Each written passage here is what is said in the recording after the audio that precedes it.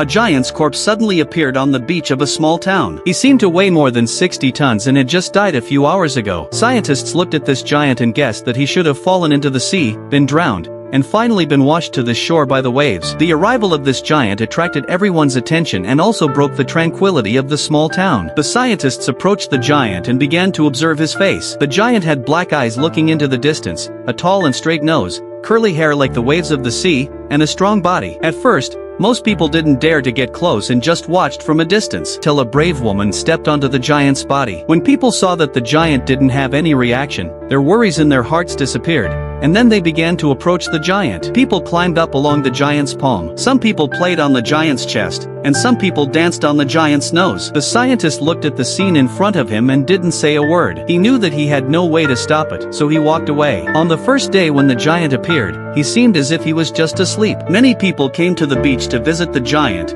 and people didn't leave until the evening. 3 days later, the scientist came to the beach where the giant was again. There were no longer large crowds of people to be seen. The giant's skin had already started to lose its luster. Some workers were drawing pictures on the beach and were discussing how to divide the giant. In the evening of the 4th day, the scientist came to the beach again. He saw a person listening to music in the giant's ear. The giant's body had already shown obvious signs of decay. The skin had completely lost its luster and even became shriveled. The giant's eyes became cloudy, and there were still sandcastles that people had built on his chest. One of the giant's arms had already been taken away by someone, and no one knew who it was. 2 days later, only one leg of the giant was left, and some pictures appeared on the giant's body. On the 7th day, the giant's head also disappeared, and his body had been dug through. People no longer had any interest in the giant. Months later, it seemed that people had completely forgotten that there had been a giant on the beach. However, the giant had left a lot of traces in the small town. One of the giant's leg bones was discarded by the side of the dock,